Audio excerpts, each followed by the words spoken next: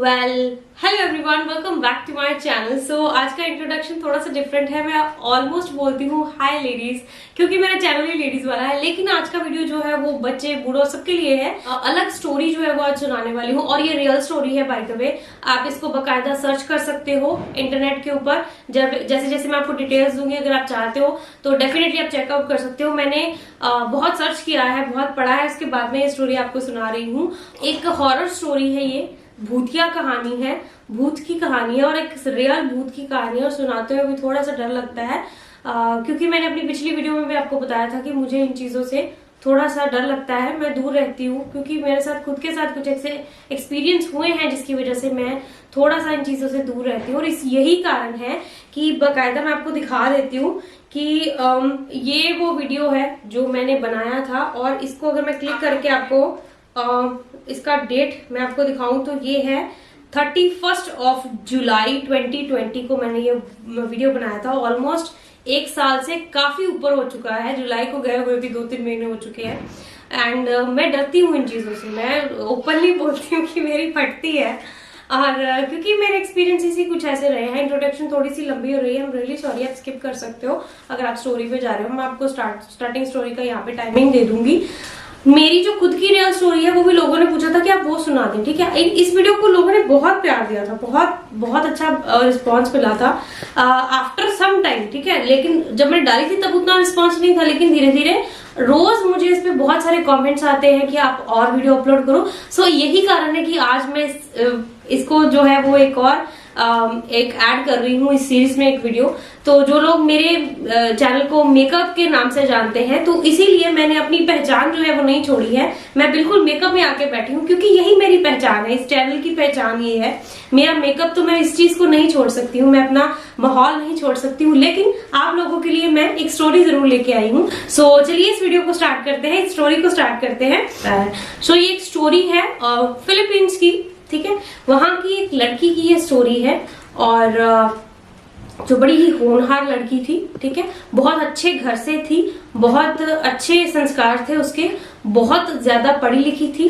लेकिन कुछ वक्त बाद उसको लगा कि मुझे थोड़ा और पढ़ना है, क्योंकि उसका शहर थोड़ा सा उसे लगा कि वो पढ़ाई वहां पे नहीं है जो वो करना चाहती है। तो उसकी वजह से क्या, वो अमेरिका चली गई थी और वहां पे जाके उसने मास्टर्स किया म्यूजिक में, ठीक है। इस लड़की का नाम था थेरेसिटा बासा, ठीक है, ये इसका नाम था। और हायर स्टडी उसने करी जाके अमेरिका में, ठीक है। और वहां पे जाके उसने म्यूजिक में मास्टर्स करी थी, ठीक है। लेकिन थोड़ी देर बाद जब वो अपने प्रोफेशन से खुश नहीं थी, क्योंकि उससे अर्निंग ज्यादा नहीं हो रही थी बिकॉज ऑफ द म्यूजिक, तो उसने फिर क्या किया, उसमें आई थिंक रेस्पिरेटरी थेरेपी में उसने एक और मास्टर्स किया, जिसकी वजह से उसका जो घर जो है वो काफी अच्छे से चल जाए। उसकी एज जो थी आफ्टर ये सारी थेरेपी और काफी सालों के बाद, मैं ये 1977 की अगर मैं बात करूं तो उसकी एज लगभग वो तब तक हो चुकी थी 47 की, ठीक है, जो इंसिडेंट हुआ था उसके साथ, जिसकी वजह से यही लड़की भूत बनी थी, ठीक है। तो ये इंसिडेंट हुआ था 77 में, ठीक है, 1977 में। तो तब उसकी उम्र तो थी वो 47 थी, 47 साल की थी वो। वहां पे वो एक हॉस्पिटल में काम करती थी, ठीक है। और वहां उसके काफी सारे, एक टाइम में जब एक उम्र होती है शादी की, तब उसके काफी सारे बॉयफ्रेंड्स भी रहे थे, जो जैसा मैंने पढ़ा था। और लेकिन कोई भी जो ऐसा साथी उसे नहीं मिला जिससे वो शादी कर सके। तो ऐसा कोई भी नहीं था जिससे उसने शादी की। तो वो अभी तक कुंवारी थी, उसने शादी नहीं की थी।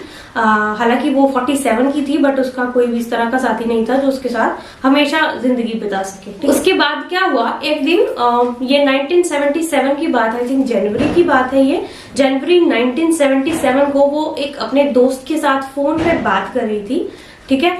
और वो उससे काफी अच्छे से कुछ लोगों से बात करती थी। उसके बहुत कम दोस्त थे, लेकिन वो बहुत अच्छे से रहती थी जिनके साथ भी रहती थी।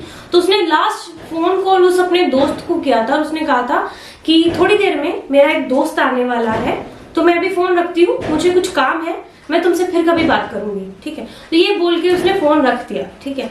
उसके बाद कुछ घंटों के बाद उसके अपार्टमेंट से धुआं उठ रहा था, ठीक है, क्योंकि आसपास और भी लोग रहते थे। तो उन्होंने धुआं को नोटिस किया और उन्होंने सोचा कि शायद थेरेसिटा के अपार्टमेंट में आग लग गई है, तो हमें हेल्प करना चाहिए, ठीक है। तो तब की बात है, अब लोग इतनी हेल्प नहीं करते हैं। मुझे नहीं लगता आजकल इतना ज्यादा हेल्पिंग नेचर नहीं है लोगों का, लेकिन तब था तो लोग वहां पे पहुंचे। तो जब उन्होंने दरवाजा खोला तो वहां पे धुआं निकल रहा था कारपेट से, ठीक है, और कारपेट में कुछ लिपटा हुआ था जो उनको समझ में नहीं आया, ठीक है। जब उस कारपेट को खोला गया तो उसके अंदर थेरेसिटा की लाश थी, ठीक है, और वो अपने कपड़ों में नहीं थी, उसके ऊपर कोई कपड़े नहीं थे।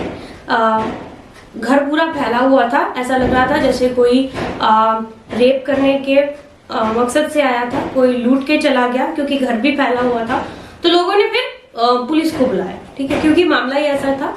तो लोगों ने फिर पुलिस को बुलाया, लेकिन इस मामले में कोई सबूत नहीं मिला, कोई एविडेंस नहीं मिला है, या किसने उसे मारा है, किसने रेप किया है, या किसने लूटा है, कुछ भी पता नहीं चला, ठीक है। सो केस जो था बिल्कुल ठंडा पड़ चुका था। 1 साल हो गया, थेरेसिटा की डेथ को 1 साल हो गया। तो 1 साल में पुलिस अपनी कोशिश जो थी वो बंद कर चुकी थी, ऑलमोस्ट बंद कर चुकी थी। कुछ डिटेक्टिव्स को केस जो था वो दिया गया था, जो अभी उनके पास था केस, कि उन्हें सॉल्व करना है। और केस सॉल्व करने के ऊपर उनके पास सिर्फ एक चिट मिली थी उन्हें थेरेसिटा के घर से, वो थी जिसके ऊपर लिखा हुआ था थिएटर टिकट फॉर एएस, यानी कि थिएटर की टिकट खरीदनी है एएस के लिए।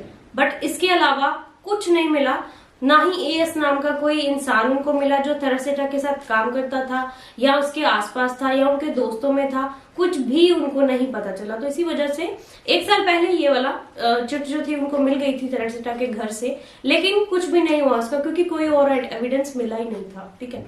उसके बाद 1 साल के बाद एक दिन, जब जिस डिटेक्टिव के पास उसका केस था, उसके टेबल के ऊपर एक दिन एक नोट पड़ा था कि इस केस में हमें एक आई विटनेस जो है वो मिला है, तो आप चेक कीजिए, ठीक है। इस तरह का कोई नोट था उनके पास। तो उन्होंने फिर पुलिस को पूछा, तो फिर उन्होंने छानबीन की कि कौन सा इंसान ऐसा 1 साल के बाद आ गया जिसको इस तरह का आई विटनेस था और अभी तक सामने नहीं आया। तो उन्हें पता चला कि एक डॉक्टर है, उन्हें कुछ पता है। तो फिर उन्होंने उस डॉक्टर को अपने ऑफिस में बुलाया, उन्होंने पूछा कि आपको क्या पता है इस केस के बारे में, आपने क्या देखा है। तो उन्होंने कहा कि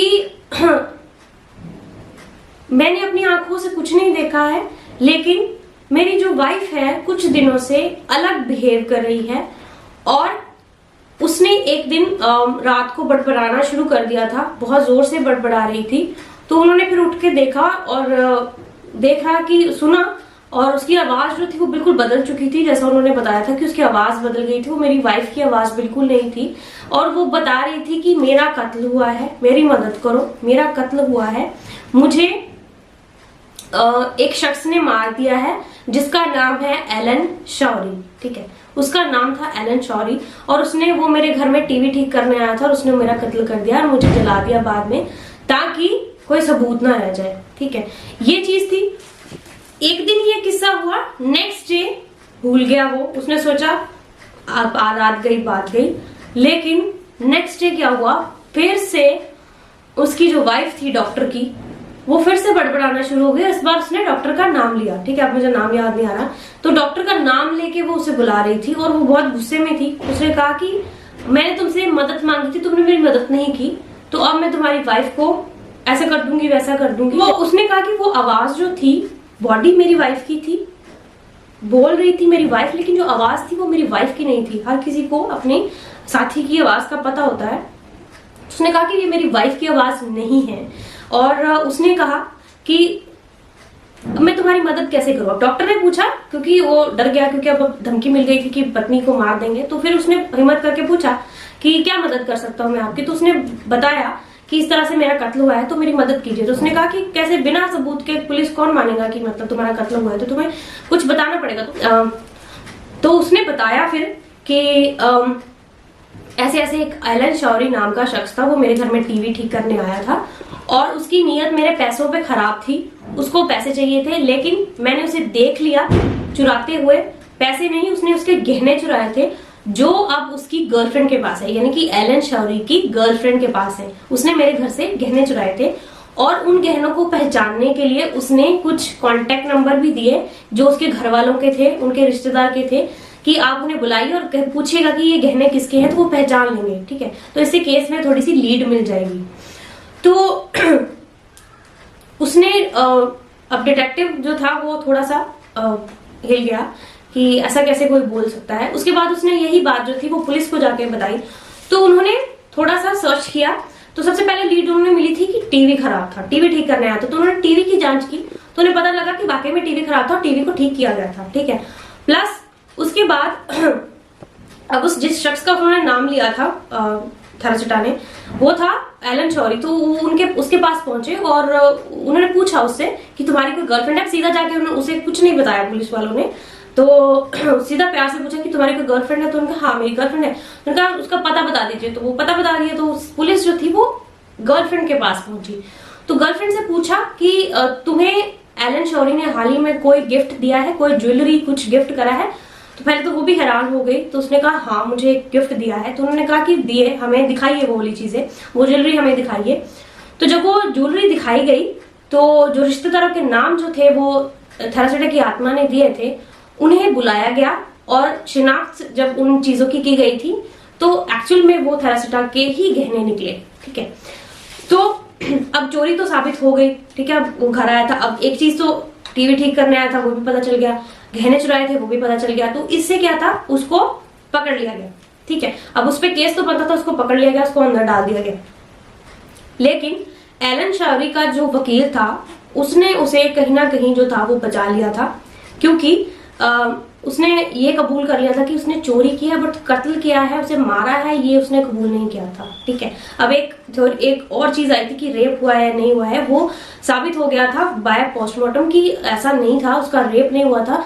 सिर्फ उस क्राइम सीन को वैसा दिखाने के लिए उसके जो कपड़े थे वो रिमूव किए गए थे, ताकि ऐसा दिखाया जा सके कि उसका रेप हुआ है, बट ऐसा नहीं है। सबूत मिटाने के लिए उसने आग लगा दी थी, तो ऐसा नहीं है। ठीक है, अब क्या था, लास्ट में उसको सजा हुई, लेकिन सिर्फ चोरी की, कि उसने चोरी किया, क्योंकि कत्ल को साबित करने के लिए कोई उनका सबूत जो था वो नहीं दिया गया था। हालांकि अगर आप किसी घर में जा रहे हो, टीवी ठीक करने की बात भी सच निकली उसकी, थरासिटा की, उसके बाद जो गहनों वाली बात भी सच निकली, और तो कत्ल का कहाँ कैसा ऐसा कोई हो सकता है कि कोई और मार गया आके, तो उसके ऊपर ही डाला गया था वो वाला केस भी। लेकिन क्योंकि सबूत नहीं मिला और भूत की जो गवाही है वो नहीं चलती है, कानूनी कार्रवाई जो नहीं हो सकती है किसी भूत की गवाही पे, तो इसी वजह से उसे सजा नहीं हुई थी और वो छूट गया था।